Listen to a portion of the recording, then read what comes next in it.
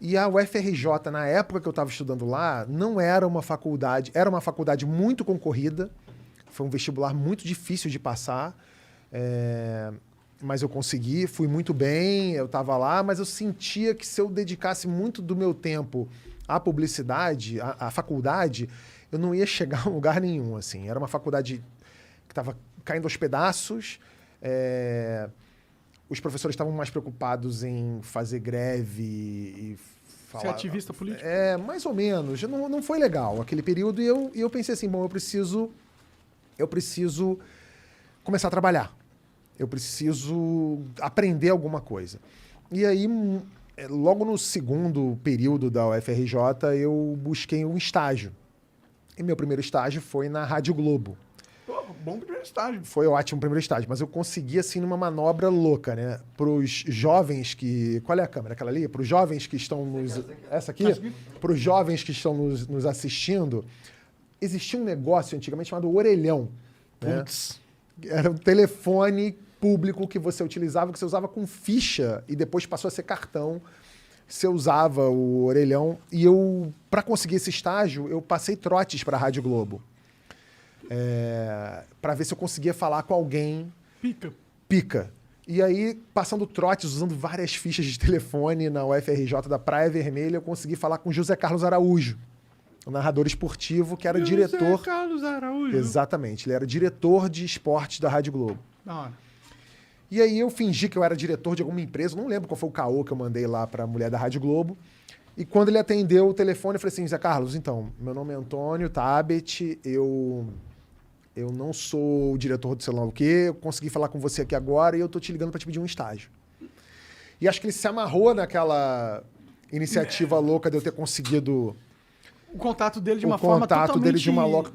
completamente independente, só com as suas ideias, isso é da hora mesmo. Então. Pessoas lutam pra ter uma oportunidade dessa, você criou com um orelhão. Uhum.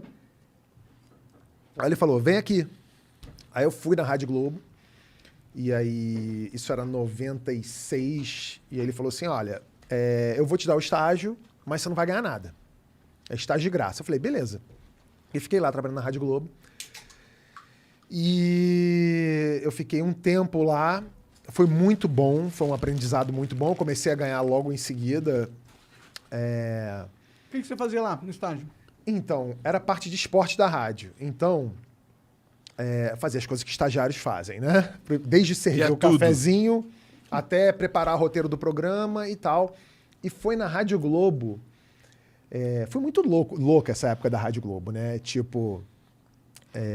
como eu era estagiário, eu ia cobrir os piores jogos do Campeonato Carioca. Então, enquanto os caras estavam lá fazendo Fla-Flu, Vasco e Botafogo, eu ia cobrir a trio de arbitragem de Madureira e Olaria na Rua Bariri.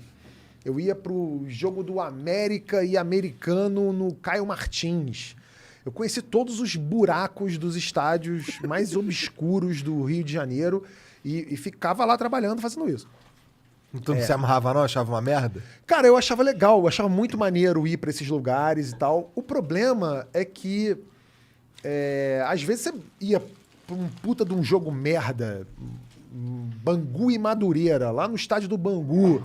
E você longe pra caralho. Longe pra caralho, um calor de 50 graus na sombra. E você levava aquele tijolão de celular, que daquela época era o que você falava com a rádio.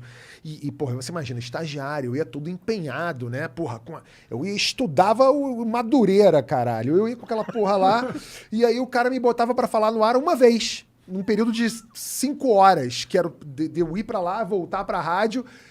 Antônio Pedro, como é que está aí no estádio Madureira? Aqui o Madureira está ganhando por 1-0 no oferecimento de tubos e conexões Tigre. Aí o cara, valeu, obrigado. Eu falava, é isso? Eu vim pra cá, fiquei 5 horas pra falar uma vez. Eu ficava meio frustrado. Mas ainda assim eu me sentia, estagiário, membro da equipe de esporte da Rádio Globo. Foi muito maneiro. E foi na Rádio Globo que eu tive o meu primeiro contato com a internet de uma maneira completamente... Ao acaso? Ao acaso.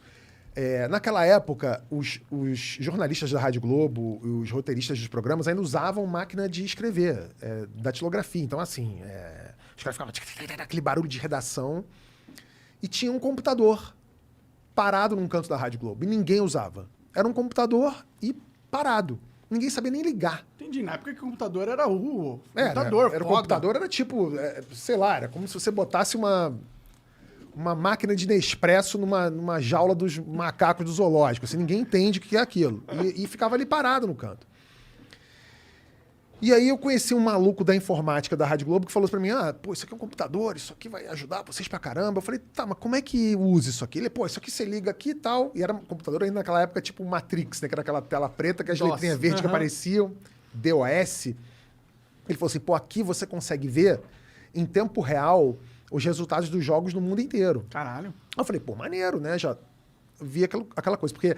Antes de eu trabalhar na Rádio Globo, o Igor deve se ligar nisso, porque assim, quando a gente ouvia o jogo na Rádio Globo, o cara tava narrando Flamengo e Vasco. E ele falava assim, vamos ao Centro Eletrônico de Informações com fulano de tal que vai dizer quanto é que tá o jogo do Remo e Paysandu lá no Pará. E aí quando eu via aquilo, eu imaginava que o Centro Eletrônico de Informações da Rádio Globo, eu imaginava que era uma puta de uma sala, tipo daquelas da CIA, os Power Rangers. Com computador, luzinha piscando, fios e o caralho. E o Centro Eletrônico de Informações era um senhorzinho pretinho que usava um terninho empuído chamado Pato Preto, era o apelido dele na rádio. Ele usava uma agenda velha de telefone que ele ligava para as federações e perguntava quanto é que tá o jogo do Remo. Aí o cara falava assim, tá 1-0 o Remo. Ele falava assim, aí o Centro Eletrônico de Informações era ele. Ele passava um papelzinho pro cara, e o cara falava assim, tá 1-0, Centro Eletrônico de Informações. Tem nada de eletrônico. Nada de eletrônico. E as informações às vezes vinham erradas, porque o cara lá da federação mandava um moleque ver quanto é que tava o jogo no estádio. Era uma loucura. E aí, quando eu descobri esse computador na Rádio Globo, eu falei assim, agora eu vou crescer aqui dentro dessa porra. Que eu virei o estagiário louco. Que sabe mexer no PC? Que sabe mexer no PC. Então eu pegava os resultados ao vivo de Real Madrid e Barcelona. E os caras, como é que você descobriu essa porra aqui de Real Madrid e Barcelona? Eu falava, no computador ali tem, ó. Tá aqui Steaua de Bucareste, tanto e sei lá quanto. Eu comecei a ver os resultados dos caras, caralho, esse moleque aí. Man. E aí eu comecei a imprimir roteiro, em vez de ser na máquina de datilografia, eu comecei a imprimir roteiro no computador. Depois eu comecei a trocar a fonte do roteiro, botava um Times New Roman, sei lá o quê. Os caras começaram a não gostar. Porque os caras falaram assim, isso aí tá atrapalhando o nosso esquema aqui. Ah, tá, os outros caras. Os outros caras que não sabiam mexer em roteiro, tipo, o José Carlos Araújo recebia um roteiro impresso bonitinho, ele falou assim, isso aqui tu mandou fazer isso aqui? Eu falei, não, isso aqui é no computador. E os caras que faziam o roteiro na máquina de datilografia não gostavam. E aí puxaram o meu tapete na Rádio Globo, me tiraram da parte de esportes e me botaram na parte policial. E aí era punk rock, porque aí eu tinha que ver cadáver em vez de ver trio de arbitragem, eu via cadáver em mala de sei lá onde. E aí, teve tiroteio sei lá onde. Lá vou eu pra tiroteio. Lá vai eu pra tiroteio. Fui pra tiroteio uma vez, 2 vezes. Eu falei assim, não, acho que deu, né? Aí eu abandonei o estágio. Abandonei. Eu nem peguei minha carteira de trabalho. Deixei lá no RH. Foda-se. E aí comecei a fazer outras coisas. Mas sempre tive esse interesse pela internet, de ver como é que as coisas... Você viu como era poderoso ali, né? Aquele seu ambiente. Eu vi que aquilo era o futuro. O meu grande sonho era ser colunista de jornal. Eu queria ser uma espécie de Tuti Vasquez, ter um espaço de um Milor Fernandes. Isso é de opinião? Seria uma coluna de opinião? Sim, uma coluna de opinião, mas assim, com piadas rápidas, sabe? Entendi. Eu gostava daquela coisa do Tuti Vasquez, do Luiz Fernando Veríssimo. Eu confesso que eu não conheço. O Tuti Vasquez é um jornalista, é um colunista que fazia umas colunas de humor antigamente no Jornal do Brasil. Milor Fernandes e Luiz Fernando Veríssimo são 2 das maiores cabeças. Esse segundo nome eu já ouvi falar bastante. Porra, você precisa ir atrás e ler Luiz Fernando Veríssimo. Demorou. É um dos maiores escritores da história. Pode crer. E eu queria muito fazer alguma coisa parecida com o que eles faziam nos jornais. O Luiz Fernando Veríssimo tem coluna até hoje. E o Milor foi um dos caras que fez o Pasquim, sabe? Enfim, a gente podia fazer um outro programa só para falar sobre Milor Fernandes e outro só para falar de Luiz Fernando Veríssimo. Mas eu queria muito fazer algo que chegasse aos pés do que esses caras faziam. E para você ter uma coluna de jornal naquela época, você tinha que ou ser muito famoso ou conhecer alguém, ter um pistolão que te entregasse. Porque imagina, não tinha internet. Então, para você falar para o grande público, ou você estava na Globo, ou você estava escrevendo para o Globo, para o Jornal do Brasil e etc. E aí, quando a internet surgiu, eu falei assim, eu quero fazer em algum lugar aqui. Eu descobri a ferramenta do blog. E aí no blog eu fiz o Kibiloco, que era uma coisa que se baseava em fazer justamente isso. Que eram potocas, eram piadas, eram fotomontagens e etc. E aí o Kibiloco viralizou de uma forma absurda. Você queria fazer justamente o conteúdo que estava mais em alta naquela época, né? Porque eu lembro que, tipo, os memes meio começaram a surgir lá, né? Essas coisas.